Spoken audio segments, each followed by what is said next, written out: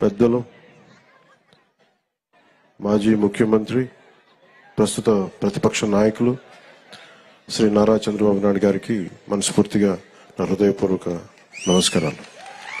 ఈ వేదిక పైన ఉన్న తెలుగుదేశం నాయకులకి, పెద్దలకి, జనసేన నాయకులకి, ప్రతి ఒక్కరికి పేరు పేరున హృదయపూర్వక నమస్కారాలు, సంక్రాంతి శుభాకాంక్షలు.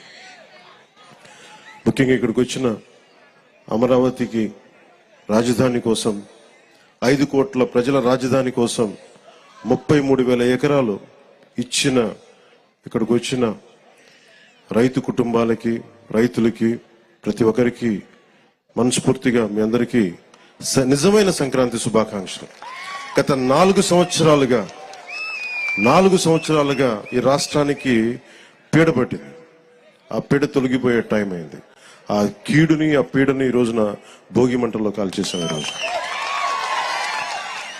నాకు మీ కష్టాలు తెలుసు. ఆ రోజున మన పార్టీ ఆఫీసుకు కూడా మీరు వచ్చి మీ మీద దాడి జరిగి చాలా అనుచితంగా, దారుణంగా మిమ్మల్ని లాఠీలతో కొట్టి రైతాంగాన్ని చాలా చాలా బాధ గురిచేసి నాకు కలిచివేస్తుంది. ఈ రోజున తెలుగుదేశం కానీ జనసేన 2 కలిసి ఉన్నాయంటే మీ అందరి ఆవేదన, ఏడుపు ఆ రోజు నన్ను కలిచేసింది. మీ ఆకాంక్షల కోసం ఇందాక మాట్లాడుతూ ఉండగా, తల్లి ఎకరం ఇచ్చానన్నా, నేను ఉన్న ఎకరం కూడా పోగొట్టుకుని ఆడబిడ్డలను పెంచుకుంటా ఉన్నానంటే ఆ ఆడబిడ్డకి, ఆ అక్కకి, ఆ చెల్లికి నేను మాటిస్తున్నాను. అమ్మ, మేము ఉన్నాం, మీరు ఇచ్చిన ఈ త్యాగం మేము మర్చిపోం. మీకు ఏ ఉద్దేశంగా కోసం అయితే ఇచ్చారో ఆ ఉద్దేశం సంపూర్ణంగా నెరవేర్చేలాగా మేము కృషి చేస్తాం. బంగారు రాజధాని నిర్మించుకుందాం ఇక్కడ.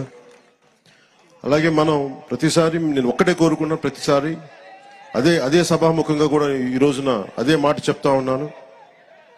ప్రతిసారి మీరు జై అమరావతి అన్నప్పుడల్లా ఒకటి గుర్తుపెట్టుకొని, మీరు ఆంధ్ర కోసం, మీరు 5 కోట్ల మంది ప్రజల కోసం మీరు ఈ రోజున రాజధాని ఇచ్చారు. జై అమరావతితో పాటు జై ఆంధ్ర నినాదాన్ని కూడా మీరు